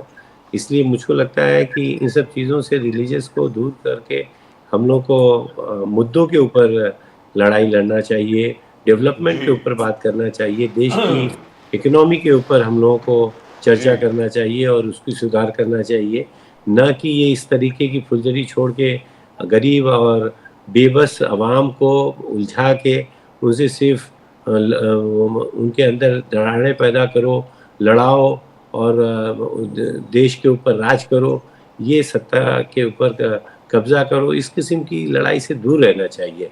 और ये काम मैं देख रहा हूँ कि बहुत ही अच्छे तरीके से सिर्फ वो कांग्रेस पार्टी ही लेके चल पा रही है कि वो मुद्दों के ऊपर फोकस कर रही है। मैं रिक्वेस्ट करूँगा आपके इस चैनल से और दारूवाला साहब की तरफ से, और दारूवाला साहब का जहन बहुत क्लियर है, मैंने देखा कि वो देश को पहला प्रेफरेंस देते हैं। कांग्रेस पार्टी ने भी हमेशा देश को पहला, देश की आवाम को पहला प्रेफरेंस दिया है, चाहे उनको अपनी सीट छोड़ना पड़े। तो मुझको लगता है कि बहुत अच्छी बात है। लेकिन ये छोटे छोटे जो हरकतें करते रहते हैं छोट भैया नेता, इनके ऊपर एक्शन लेना चाहिए। लेकिन सर से तनाव बहुत पैदा हो गया है। इंद्रपाल सिंह जी, आपको लगता नहीं है कि इन सब चीज़ों से हट करके, जैसा अभी फारूकी साहब ने कहा, हमें राष्ट्रीय विकास की बात करनी चाहिए, महाराष्ट्र में विकास की बात करनी चाहिए, इन सब चीज़ों की बात करनी चाहिए। अब ये ऊंची हरकत करने की क्या ज़रूरत क्या पड़ गई, मुझे ये समझ में नहीं आ रहा। इंद्रपाल सिंह जी। नहीं, मुझे भी ये थोड़ा सा, हमारी पार्टी जो है वो सेकुलर पार्टी है और अभी भी हमने अपना एजेंडा छोड़ा नहीं है। हम गठबंधन है साथ बिल्कुल, लेकिन हम किसी भी धर्म के खिलाफ नहीं है और किसी भी धर्म के खिलाफ नफरत बोना भी हमारा काम नहीं है। और हम निषेध करते हैं ऐसे कोई भी जबी स्टेटमेंट किसी प्रॉफिट के बारे में, किसी धर्म के बारे में किसी लीडर ने करना, उससे परहेज करना चाहिए। और जो भी ये इन दिनों में चीप पब्लिसिटी और माइलेज के लिए जो किसी कम्युनिटी के ऊपर प्रहार किए गए और स्टेटमेंट किए गए, उसका हम बहुत पूरी तरह से निषेध करते हैं। थैंक यू सर, थैंक इस यू। तरीके से कोई पार्टी बढ़ती नहीं है, और पार्टी बढ़ाने के लिए नफरत के बीज बोना कोई जरूरी नहीं है। आपको पार्टी बढ़ाने के लिए, जैसे राजीव जी आपने कहा कि देश में विकास के बहुत से मुद्दे हैं, तो आप विकास के मुद्दे पे बात कीजिए। किसी धर्म के ऊपर आप इतनी आपत्ति क्यों उठाते हैं? किसी धर्म के ऊपर इतना डिफामेटरी क्यों बोलते हैं? इतना डेरोगेटरी स्टेटमेंट आप कैसे करते हैं? और आपकी हिम्मत कैसे होती है कि आप एक डेमोक्रेटिक कंट्री के अंदर आप बोलते हैं कि मैं मस्जिद में घुस के मारूंगा, या मैं किसी भी धर्म का हूँ। मैं तो कहूँगा ये आज हम अगर किसी पार्टी के साथ में हैं तो इसका मतलब ये नहीं कि हम अपना एजेंडा छोड़ देंगे या छोड़ चुके हैं करके। और इंसानियत सबसे बड़ा एजेंडा है, और इंसानियत से बढ़कर कोई एजेंडा है ही नहीं। क्या अजीत दादा पवार ने तो कहा है कि 10% टिकट को मुसलमानों को देने वाले हैं। इनफैक्ट अजीत दादा पवार ने तो कहा है कि 10% टिकट हम लोग मुसलमान कैंडिडेट को देंगे।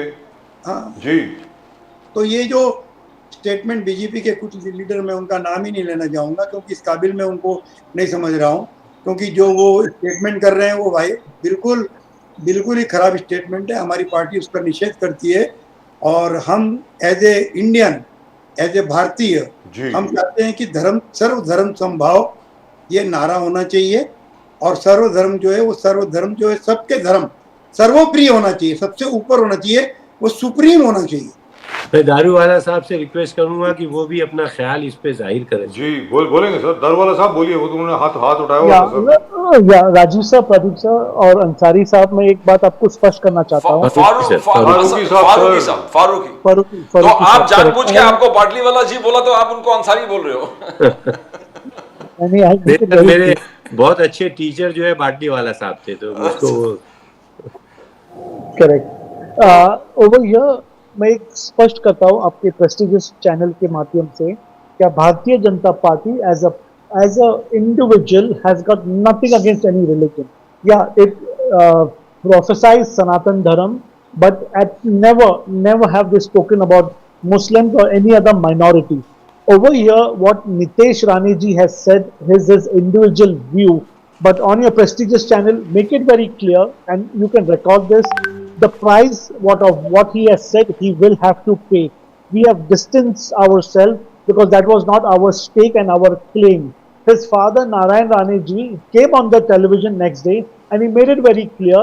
कोई धर्म विशिष्ट इंसान ने अगर ऐसा बात कहा है तो आप उनके बारे में कहो, ना कि उनके धर्म के बारे में कहो। He apologized. Nevertheless, if this is repeated, you will see stern action taken on Nitesh Rane ji. But Daruwala sahab, there's conflicting opinions coming within the BJP and RSS. जहां RSS कभी कह रहा है कि सर्व धर्म संभव होना चाहिए। मोहन भागवत जी 2 दिन पहले कहा कि all Hindus should unite. All Hindus should unite. There is a threat. There is security threat. We need to eliminate our differences और language, caste और regional barrier को छोड़ के हम सबको एकत्रित आके एक मंच पर unite होना चाहिए। तो what is conflicting kind of opinions coming from? No, this is not conflicting. Over here क्या हो रहा है सर? ये जो caste census, ये जो नहीं क्या OBC, मराठा, कुंबी, ये सब जो चला है ना, ये over large, it is one community. Hinduism के अंदर ये जो कास्ट सब कास्ट है, ये सब छोड़कर, इससे उठकर, उससे बढ़कर, ओनली ऑन मेरिट के ऊपर ये सब लोगों ने ये जो डिवाइड का काम शुरू किया है ना, मोहन जी ये इसको हाईलाइट करना चाहते थे। नॉट हिंदुओं को थ्रेट है, आप एकत्रित हो जाइए, आपको कोई धर्म विशिष्ट समुदाय से थ्रेट है, वो उनका कहना नहीं था। ये मैं आपको स्पष्ट करता हूँ। I want to ask Inderpal ji, because Asif Farooqui साहब ने लास्ट टाइम बोला कि ये बुलडोजर पॉलिटिक्स और ये एनकाउंटर पॉलिटिक्स ये देश के संविधान के खिलाफ है। राहुल, तो नहीं, ये बिल्कुल सही है ना? You want to speak something, Daruwala साहब? Yeah, I totally endorse the yogi pattern. Any person, maybe from any caste, अगर वो देश की संपत्ति और स्टेट को अगर नुकसान पहुंचाएगा तो उसे इतना बड़ा सजा होना चाहिए क्या उसके खानदान में और आने वाले 7 जन्मों में किसी ने ये भूलना नहीं चाहिए। I am totally endorsing bulldozer politics over here. Encounter and bulldozer both. 100%। आप क्या, अगर एक अतिरेकी, एक गुंडा, एक यहाँ पे माफिया कोई अगर एक्सटॉर्शन और कलेक्शन का काम करता है, आप उसको क्या फूल देंगे? उसको तो मैं तो कह रहा हूँ मशीन गन से जवाब देना चाहिए। I have always told you, and I am tagging on those lines, Yogi politics has made miracles in Uttar Pradesh. And you need to be steel-fisted when you need to run a country of 150 crore population. You cannot be soft. This is not done. You can't be soft. Farooqui साहब, आप हमेशा कह रहे हैं कि संविधान के अंदर में रहने, चार दीवारों के बीच में रहकर न्याय देना चाहिए, मगर ये क्लियर कट है। अजित पवार जी ने भी कहा अगर पुलिस पर अटैक होता है तो पुलिस क्या उसको पीस नहीं रखा है बंदूक, रिटेलिएशन का फुल मैं सपोर्ट करता हूं। तो सबका एक विचार है कि ऐसे लोगों के खिलाफ तुरंत जस्टिस होना चाहिए। फारूकी साहब, आप कैसे डिफर करते हो? नहीं सर, अभी मैं जब से दारूवाला साहब को 1 घंटे से सुन रहा हूँ, तो मुझको तो जब आप याद दिलाते हैं कि ये बीजेपी के हैं तो लगता है कि बीजेपी के ना, तो मुझको तो लगता है कि ये आरएसएस से जुड़े, बहुत करीब से जुड़े आरएसएस से। नहीं, इनका जहन बहुत ही अच्छा है और बहुत क्लीन है। ये गलत पार्टी में है सर, तो ये इनका इंडिविजुअल अपना ओपिनियन हो सकता है, वरना अगर इनकी ये ओपिनियन को देखा जाए तो जितनी स्टेटमेंट और जिस किस्म की हरकतें पास्ट में हुई है, जिन इनके नेताओं ने की हैं, और बुलडोजर जिस तरीके से चला है, कंटेम्प्ट ऑफ कोर्ट किया है, आसाम गवर्नमेंट ने 49 हाउसेस गिराए हैं, तो उनके ऊपर इन लोगों को कानूनी कार्रवाई करवाना चाहिए। और नीतीश राणे ने जिस तरीके के स्टेटमेंट दिए, ये सिर्फ दारूवाला साहब की एक अपने स्टेटमेंट या उनके सेंटिमेंट को अच्छा बता के मुझको लगता है कि इनको एक्शन लेना चाहिए, जो कानूनी कार्रवाई जो भी उसकी प्रक्रिया हो। तो मैं दरख्वास्त करूंगा दारूवाला साहब की, आप इसको मुद्दे को उठाइए और देश आगे बढ़े, और हम लोग ये रिलीजन और इस किस्म की डिवीजन पॉलिटिक्स से बाहर उठ के गए डेवलपमेंट वाले काम करेंगे तो मेरे ख्याल से बहुत ज़्यादा डिफरेंसेस हमारे आपके नहीं रहेंगे।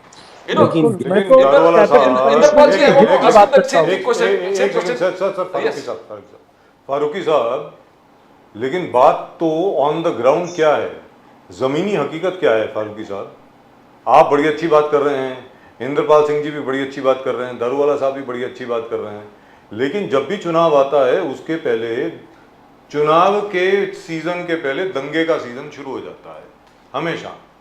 भले ही हम अच्छी बातें करें, लेकिन उसको कैसे कंट्रोल करोगे ना सर? जैसे राहुल जी आ रहे थे तो सावरकर का इशू कर्नाटक कैसे आप ही शुरू कर दिया कि सावरकर ये खाते थे, सावरकर वो खाते थे, क्या जरूरत था? नंबर 1, नंबर 2, नहीं सर, फारूकी साहब पूरी बात सुन ले, होना चाहिए। फारूकी साहब पूरी बात सुन सर, भले वो साक्षी महाराज जी हों, भले वो प्रज्ञा सिंह जी हों, भले वो कोई और हो, कोई ना कोई उल्टा सीधा बोल ही देता है।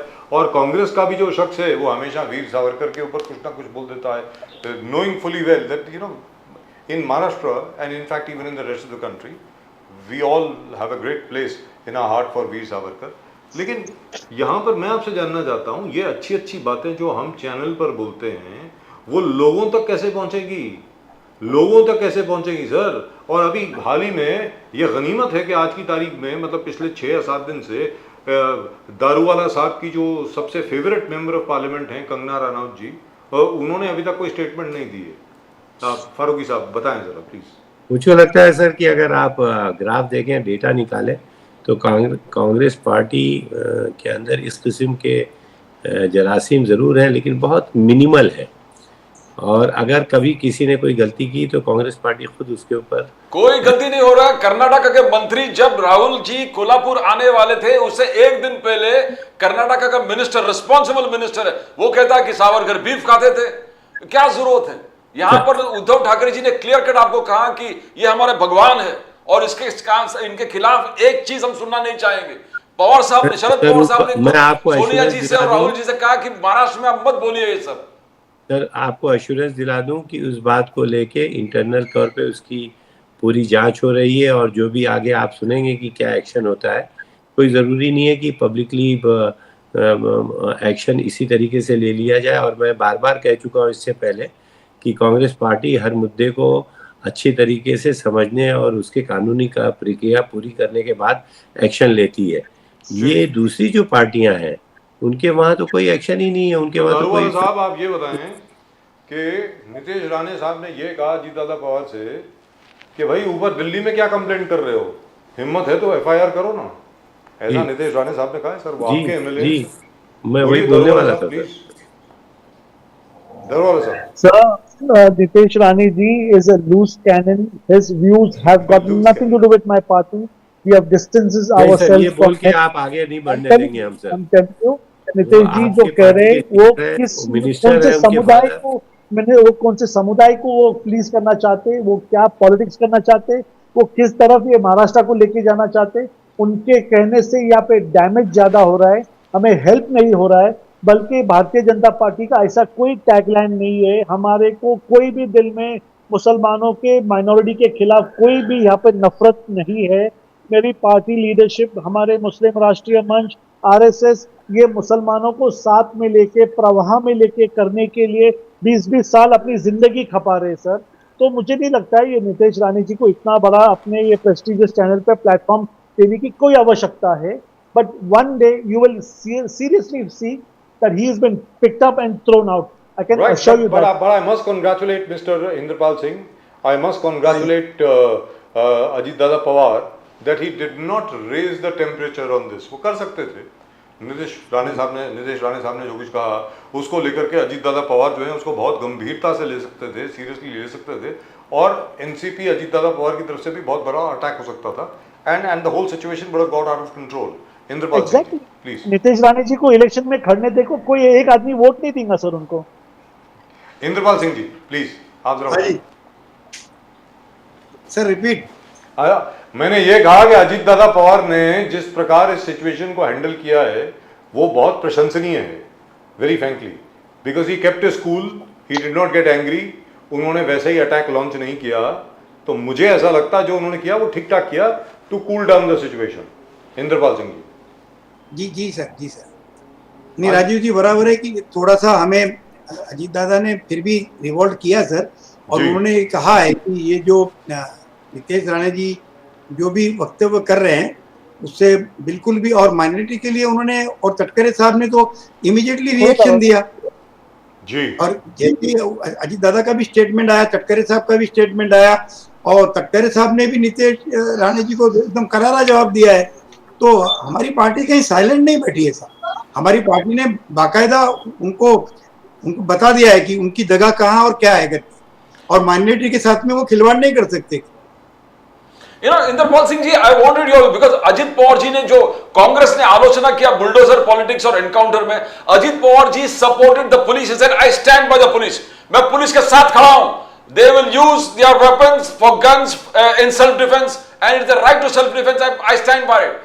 तो ये सेल्फ डिफेंस, एनकाउंटर, बुलडोजर, क्या आपने पूरे देश को एक राह दिखाया है कि क्विक जस्टिस से लोगों में फेथ आता है, faith you know the justice is being delivered, how do you see that? पर ये मैं मुझको ऑब्जेक्शन है आपके इस वर्डिंग पे, क्विक जस्टिस। नहीं जस्टिस ही मैं नहीं तो है आपका सर, राय सुन लिया, आसिफ फारूकी साहब आप तो अपोज करते हैं, क्रिमिनल ऑफेंस सर, किसी को भी आप गोली से उड़ा देते हैं, this is not a justice. मैं इंद्रपाल सिंह जी का पूछा बिकॉज़ अजित पवार जी ने डिफेंड कर दिया था पुलिस राइट टू रिटेलिएट। बोलिए Indrapal ji, I will come back to you Farooqui साहब। इंद्रपाल सिंह जी, दोनों बात कहना चाहूंगा, एक तो law of land is above all करके एक है, दूसरा ये है कि बदलापुर कांड को अगर आप बोलना चाहेंगे स्पष्ट शब्दों में एक एग्जांपल के तौर पर, तो यही अपोजिशन सारा कह रहा था कि उसे फांसी देनी चाहिए।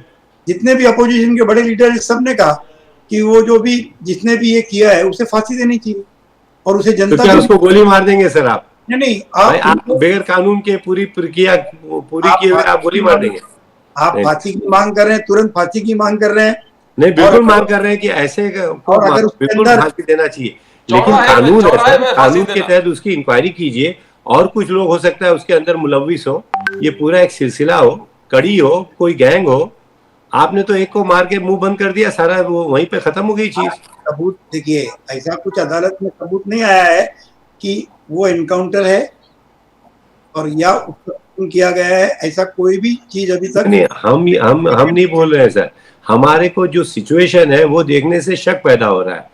4 इंस्पेक्टर थे, अकेला था, इसके अंदर हथकड़ी लगी हुई थी, और वो उसके बावजूद जो है अच्छा क्रिमिनल है, और आप उसको अपनी गन दे रहे हैं या वो छीनने की पोजीशन में है, तो बड़ी अजीब बात लग रही है, और कुछ नहीं सर।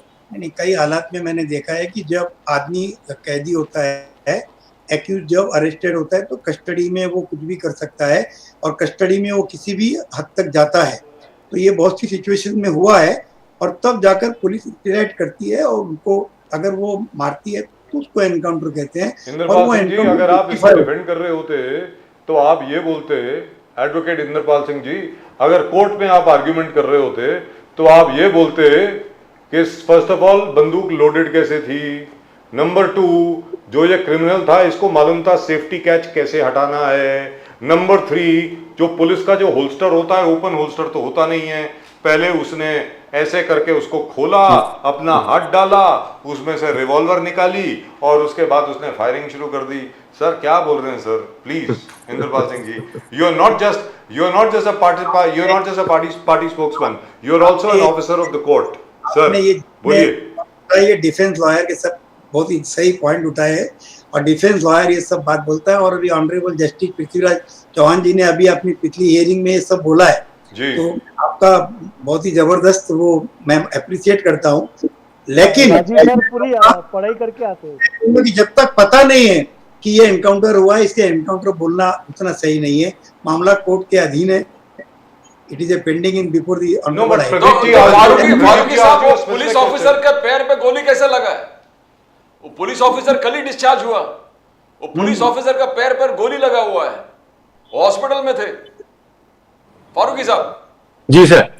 नहीं सर, मुझको तो ये पूरे मामले पे पूरा शक है।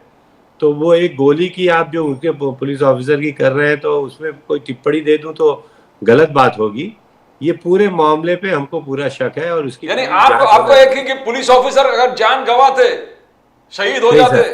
नहीं सर, जान गंवाते मतलब मेरे ख्याल से पुलिस और ऑफिसर प्यार से उस कैदी को पकड़ के पुलिस ऑफिसर बनने से पहले उनकी इतनी ट्रेनिंग होती है कि किसी क्रिमिनल को आप किस तरीके से हैंडल करेंगे। गोली तो लगा है ना फारूकी साहब, उनको गोली लगा, हॉस्पिटल में एडमिट थे वो।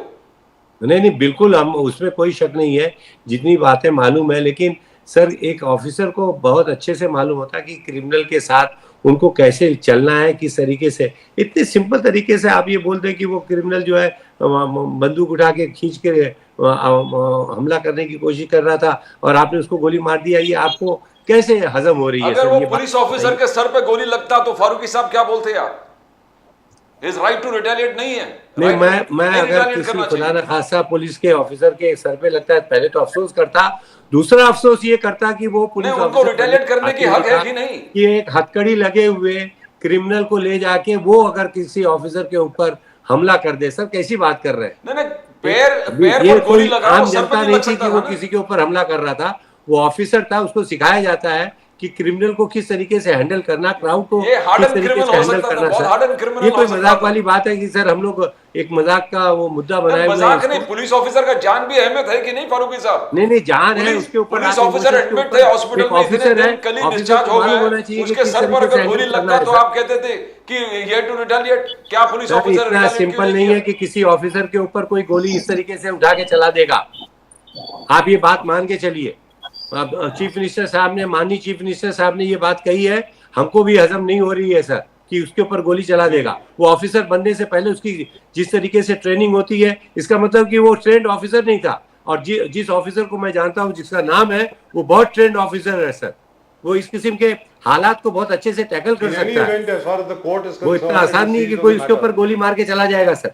Sir, in any event, the court is seized of the matter and there is an inquiry going on. Let's wait for the result of that inquiry. But the only thing is, as the Supreme Court itself has said, you have to follow the letter and the spirit of the law both. आप अभी demolition बंद कीजिए, वो जो bulldozer बाबा का जो पूरा वो है जरा फिलहाल के लिए बंद कीजिए और please don't do this. That's what the Supreme Court has said. Nothing is going to happen अगर कहीं पर आप डेमोलिशन नहीं करेंगे। और तीसरी चीज उन्होंने ये भी कही कि अगर मान लीजिए कोई गिल्टी भी है, मान लीजिए कन्विक्शन हो गया उसका, इसका मतलब ये नहीं कि उसके पूरी फैमिली को घर से बेघर कर देंगे, आप उसके घर को आप तोड़ देंगे। Unless and until absolutely necessary. अगर अवैध निर्माण है then it's a separate issue. लेकिन जितने भी लोग यहां तो जो पकड़ा गया है उसका भी घर तोड़ दिया जाता है। तो मेरा ये कहना है कि there has to be a balance. मैं मान करके चलता हूं कि हिंदुस्तान में अगर आप फिर लॉफुल तरीके से चलेंगे तो 20-20, 25-25 साल लोगों को सजा नहीं होती है, ये भी है। But at the same time you cannot just target, यहाँ पर जो टारगेट हुए हैं यूपी में फॉर एग्जाम्पल, इंद्रपाल सिंह जी और दारूवाला साहब आप भी एग्री करेंगे, 50-60% जो है वो तो माइनॉरिटी कम्युनिटी है टारगेट हुई है सर। दारूवाला साहब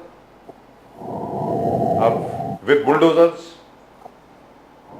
नहीं, rioting जो हुआ है, I'll tell you one thing, Rajiv sir, you must have got the analysis, you must have got the figure, I'm sure they are not debatable, but anybody rioting against the state, damaging the rioting की बात ही नहीं property कर of रहा the state, Sir, I am not talking about rioting. I am talking about doing criminals. crime over here, Yes, mafia, any crime. law of the land, taking law in the hand. Yes. जब पे जो UP में साहब जो हो रहा था, I will tell you Rajiv sir, I have been in UP, I have been time and again in UP because one of our offices are in Lucknow where our senior officers are situated.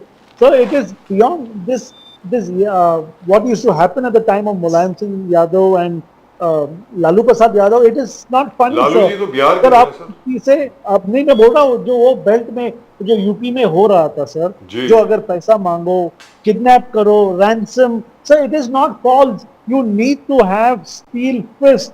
योगी जी आने के बाद आप वहां के लोगों से पूछिए ना सर, वहां के लोगों से पूछिए कितनी राहत हो गई है सर। इतना दादागिरी, इतना गुंडागिरी होता था वहां पर, मगर फारूकी साहब आप उठा के रास्ते से कोई उठा के किसी का घर नहीं तोड़ रहे। जो भी कल्प्रिट्स, जो भी गुनेगार पकड़े गए उनके ऊपर ये कार्रवाई हुई है sir. You need to have, UP was lawless sir, we need to bring law, it is part of our country. Like I was surprised when one of the agenda Rahul ji said क्या जो फांसी की शिक्षा उसको मैं अबॉलिश कर दूंगा। Sir you can not be so lenient when you need to run a country, you can not be so lenient, you need to have steel fist. That's my take on this. Steel fist. Farooqui साहब आप UP से हैं, उत्तर प्रदेश में law and order situation ठीक हो गई नहीं है सर। लॉ लाने के लिए लॉफुल होने की जरूरत है। पनिशमेंट के फेवर में हूं सर मैं। जी, तो मैं आपसे दरखास्त करूंगा सर, हम लोग भी कायदे कानून को लाना चाहते हैं और उसके ऊपर पूरा अमल करना चाहते हैं, लेकिन उसके लिए अनलॉफुल होने की जरूरत नहीं है। ये मुद्दा है यहाँ पे इस वक्त। मतलब ऑर्डर के लिए लॉ को फॉलो करना पड़ेगा, कहने का मतलब ये हुआ। लॉ एंड ऑर्डर मतलब लॉ पहले उसके बाद ऑर्डर, तभी होगा ना। पुलिस का डर और शासन तो होना चाहिए ना सर, ये तो मुझे ऐसा लगता है। नहीं, मैं इसी सबसे पूछ रहा हूँ फारूकी साहब, ये जब कोई स्टेट एक्शन लेता है तो रिलीजन क्यों बीच में आता है? मैं एक एग्जांपल बोलता हूँ कि घर तोड़ दिया तो बोल दिया मुसलमान का तोड़ दिया, या इसको तोड़ दिया, हिंदू का तोड़ दिया। अगर वो कॉन्फ्लिक्ट है, अगर वो अगेंस्ट द लॉ काम करता है, जैसे एक मैं छोटा उदाहरण दे रहा हूं, केरल में मल्लपुरम है, मल्लपुरम गोल्ड स्मगलिंग बहुत होता है, पूरे मुस्लिम डोमिनेटेड एरिया, मगर वहां से एक एमएलए है उसका केटी जलील, उसने खुद एक फतवा निकाल दिया, बोले मैं फतवा निकालता हूं कि हमारे समाज गोल्ड स्मगलिंग नहीं करेंगे। तो क्या इस जो क्राइम है वो उसे रिलीजन से क्यों हम जोड़ते हैं हमेशा बाद हर चीज में? फारूकी साहब नहीं सर, क्राइम हो या कोई भी हो, इंसान की फितरत एक होती है, ये गोरा काला, इसके ऊपर पूरी स्टडी आ गई। आप पूरा डेटा निकाल के देख लीजिए कि चाहे वो सर्कमस्टांसेस कुछ भी रहे हो, इंसान एक ही तरीके से सोचता है। कुछ लोग हैं जो हालात के तहत थोड़ा बदलते हैं, इकोनॉमिक कंडीशंस खराब होती हैं उसके बदलते हैं, लेकिन इसका तरीका नहीं है कि कोई भी चीज़ को हम लोग अनलॉफुल तरीके से उसको मिटाएं। अभी दारूवाला साहब ने कहा कि वो पुलिस का खौफ होना चाहिए, इसका मतलब है कि वो संविधान में बिलीव नहीं कर रहे हैं। हमको तो लगता है कि पुलिस अगर संविधान को कायदे से पकड़ेगी, कानून फॉलो करेगी, तो वो अरे ह्यूमन राइट काम करने नहीं देता है सर पुलिस को। तो आप गोली चलाएंगे सर, आप गोली चलाइए, लेकिन कायदे कानून के अंदर रह के चलाइए सर। शरिया लॉ लाना चाहिए सर। फ्रस्ट्रेटेड हो गए। इंद्रपाल सिंह जी, आप बहुत एनकाउंटर्स देखे 2000 से लेकर 2010 तक, बहुत एनकाउंटर आप देखे Indrapal Singh ji. Has encounter in Mumbai, underworld का एनकाउंटर जो हुआ डी शिवानंद के वक्त पर या दूसरे कमिश्नर के वक्त पर, has it been able to control crime? Indrapal Singh ji definitely sir, definitely ये मानना तो पड़ेगा, जब वो एनकाउंटर एकदम टॉप पे था और सभी जितने एनकाउंटर स्पेशलिस्ट थे सभी हमारे अच्छे दोस्तों में, सभी के सभी जितने भी नाम गिना लो सारे, और उनमें से सारे जो एनकाउंटर कर रहे थे उस वक्त या जो एनकाउंटर हो रहे थे, तो मुझे लगता है किसी ने तभी प्रश्न चिन्ह खड़ा नहीं किया कि ये इसका इनकाउंटर क्यों हुआ, उसका इनकाउंटर क्यों हुआ, क्योंकि वो सब इनकाउंटर मैं कहता हूँ कि जेन्युइन थे, क्योंकि कभी भी कोर्ट में वो एनकाउंटर फेक साबित नहीं हुए हैं कहीं भी, और कहीं उसकी कोई कंप्लेंट भी नहीं है। तो जब भी कंप्लेंट नहीं है तो उन्होंने अंडरवर्ल्ड का सफाया किया। पहले क्या होता था कि आपने गली में एक लाफा मारा किसी को तो वो आवाज दाऊद तक जाती थी जी और हमें भी कई जगह से फोन आते थे, मालूम पड़ता था इसका ये भाई फोन कर रहा है, वो भाई फोन कर रहा है, यहाँ से फोन आ रहा है। अभी वो पूरी भाईगिरी तो पूरी की पूरी खत्म तो हो ही गई है, इसमें कोई दो राय नहीं कि सर जर्नलिस्ट को भी फोन आते थे, इंद्रपाल सिंह जी। 2012 के बाद में खत्म हो गया। सर मालूम पड़ा। जर्नलिस्ट को भी फोन आते थे, हाँ जी, जर्नलिस्ट को भी फोन आते थे जर्नलिस्ट को भी फोन आते थे। जी, जर्नलिस्ट को भी फोन आते थे कि तेरी हिम्मत कैसी हुई है स्टोरी लिखने की भाई के खिलाफ। सही बात है। तो ऐसा नहीं है। तो प्रदीप So जी, we मैं have आपकी seen राय से that. सहमत हूँ कि ये आपके चैनल के माध्यम से कह रहे हैं कि जिस समय एनकाउंटर हुए वो सभी एनकाउंटर जेन्युइन थे, उनमें कोई भी एनकाउंटर फेक नहीं था और कोई भी एनकाउंटर चैलेंज नहीं हुआ है। But the only thing is that we have to follow the law, sir. That's why we are a law इसलिए मैंने abiding पहले कहा कि society. law We are of a land is society of above. laws. You can't just turn this into kangaroo justice कि जो भी मिला उसको वहीं का वहीं फांसी दे दो, उसको वहीं उड़ा दो। ऐसा नहीं होता सर। नहीं, ये सर इस किस्म से अगर करेंगे तो पड़ोसी मुल्क का हाल आप देख लीजिए। जी दुरुस्त बात। और I हम agree लोग with you, बहुत but the only प्राउड है thing sir, is- and we are blessed कि यहाँ की जनता जो है इस किस्म से नहीं सोचती है। जी। वरना हम लोग भाई बहन ही हैं पड़ोस के मुल्क वाले, जी। लेकिन वो गंदी सोच और इसी तरीके की गलत सोच की वजह से आज देखिए उनका No, हाल no, जो है। Rajiv sir, before ending up this thing, I request you to understand one thing. The aggression and the short-temperedness that is increasing in the youth, that needs to be tempered over here. That needs to be got into control. Police का खौफ रहना जरूरी है। या sir फिर उनको नौकरी दिलाइए, development कीजिए, वो यूथ का सर वो सुनिए ना सर, खत्म हो आ जाएगा जाएगा सर सर। वापस। गोली सबसे से नहीं पहले खत्म होने पुलिस का वाला है, खौफ गोली तो से आने और दीजिए बढ़ेगा। सर। यहाँ पर सर जो रास्ते पे हो रहा है, गाड़ी पे चलते चलते सर कोई भी उनको गाड़ी नौकरी लेके जा रहा दिलाइए, है। डेवलपमेंट कीजिए। ये यूथ जो सर आपसे नहीं हुआ 60 इयर्स में, हमारे से कहा होगा 10 साल में, और थोड़ा टाइम दीजिए, वो भी तो हो और जाएगा। 60 भी इयर्स सब में 60 नहीं साल हुआ, में आप कुछ नहीं 60 किए। इयर्स में नहीं हुआ। किस किस किस बेस पे आप आज रूल कर रहे हैं सर? जब हमको कंट्री मिला था आपने उसकी उस वक्त की इकोनॉमी देखी थी सर, कितने संभाल के यहाँ से लेके आए हैं सर, और आप इस तरीके से बात कर रहे हैं। मेरे ख्याल से सर अब तक आप बहुत ही हम जो है हम्बल रहे नौकरी हैं। मांगने वाले, Gentlemen, नौकरी देने वाला इसको देश भी है। दारूवाला साहब, appreciate कीजिए congratulations. कि कांग्रेस जिस तरीके से ये 70 साल 80 साल रूल करके आई है, जी। कितने देश को किस किस तरीकों से बचा के यहाँ तक लाई है सर। सर उसके ऊपर एक अलग शो करेंगे सर। लेकिन दारूवाला साहब, कंग्रेचुलेशन अगेन, मुबारक हो आपको। जबरदस्त परफॉर्मेंस फ्रॉम द बीजेपी, मानना पड़ेगा। Thank you sir. Indrapal Singh ji, आपको भी बहुत बहुत मुबारकबाद। आपने, आपके पार्टनर जो हैं उन्होंने बड़ा माशाल्लाह ज़बरदस्त काम किया है। और फारूकी साहब, मुझे लगता है महाराष्ट्र के लिए आपके लिए बहुत बड़ा फेवर हुआ है कि आप जो हैं आप बिल्कुल अलर्ट हो गए हैं और आपको अब मालूम पड़ गया है कि क्या करना है क्या नहीं करना। The lesson of Haryana is आपको सबको साथ लेके चलना पड़ेगा, मुझको ऐसा लगता है। Any event, thank you very much gentleman. आपको एक बार फिर नवरात्र की बहुत बहुत बहुत बहुत बहुत बहुत शुभकामनाएं। Thank you so much. आप सब लोगों को भी thank you sir, thank you very much. जय हिंद, जय हिंद। जय Hind. So Pradeep ji, Haryana, oh God, it's like amazing. I think all these pollsters and everybody else, I think they should shut shop. अब तो यार बंद कर देना चाहिए। और ये चैनल क्या चलाएंगे फिर वो वक्त पर, तो पूरे दिन 24 घंटा राइट फ्रॉम द डे लेकिन प्रदीप इलेक्शन जी, ओवर चालू था। लेकिन प्रदीप जी, जिस तरीके से बाकी जितने भी मेन स्ट्रीम मीडिया के जो चैनल्स हैं वो कांग्रेस का मजाक उड़ा रहे थे कि साहब आप you were celebrating too early etcetera etcetera. अरे आप ही ने तो कहा था कि कांग्रेस जीतने वाली है, आप तो सेलिब्रेट कर रहे थे 55 सीटें 60 सीटें। So last time it was Pradeep Gupta, now I think that Yashwant Yashwant Deshmukh. Deshmukh, he's also wrong.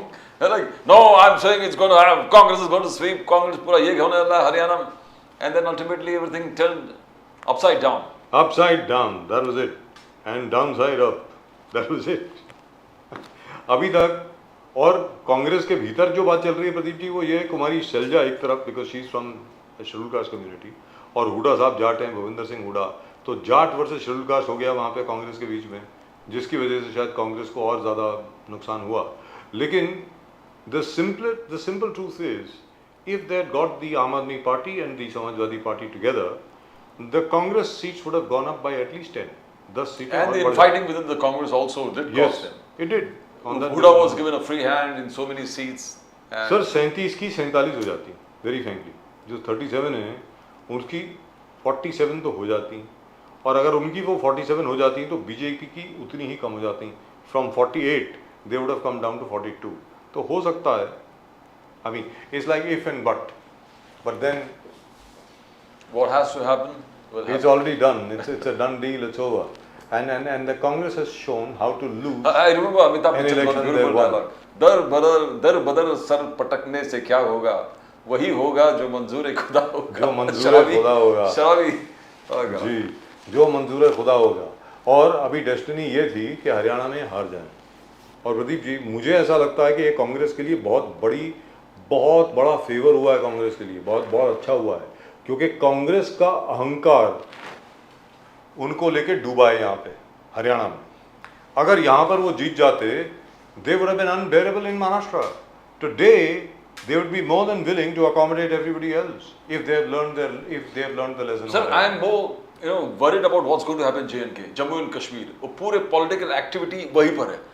Entire, what is Omar Abdullah going to do? What is the LG going to do? What happens to the promise to the people, the valley, the Kashmir valley? Mein jo He's going to raise it in the assembly on that, there is no doubt. So, but there is one it's problem. exciting times for Jammu and Kashmir. But there is one problem there, Pradeep ji. The chief minister's powers have still not been outlined under the union territory. He can't function as a state chief minister because Jammu and Kashmir is not a state. So he has to work under the lieutenant governor. So what are the powers and limitations of the chief minister of the union territory of Jammu and Kashmir? That has to be laid out. And when is the government of India going to restore statehood for Jammu and Kashmir? Now, These are the very logical steps that has to be. Yes. But here, I think Omar Abdullah, to please his audience, has to be irrational to some extent. Then only he can keep his entire flock together. Sir ऐसा है, I am reasonably certain Omar Abdullah की जो पहली meeting होगी assembly में, whenever the assembly convenes in Jammu and Kashmir, उसमें 100% वो यही बात करेंगे कि हम कोशिश करेंगे एक तो पूर्ण राज्य का जो दर्जा है एक बार वापस मिल जाए जम्मू कश्मीर को, और दूसरा आर्टिकल 370 को रिस्टोर करने की हम पूरी कोशिश करेंगे. This is what he is going to say. And then he has no other choice. It's exciting times in Jammu and Kashmir. Oh yes, absolutely. And right now all the terrorists are quiet, all the infiltrators are quiet at the moment, perhaps because the army has also learned the new tactics by these chaps coming in from Pakistan. Let's see what they do.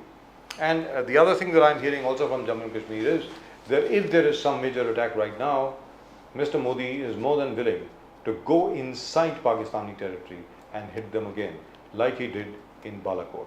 That might happen, right? And remember, you heard it right here first. Well, that's just about it from both Pradeep ji and myself. Pradeep ji और मेरी तरफ से आप सब लोगों को नमस्कार. जय हिंद, जय महाराष्ट्र, जय भवानी, जय शिवाजी, वंदे मातरम. Vande Mataram. जय हिंद, जय हिंद.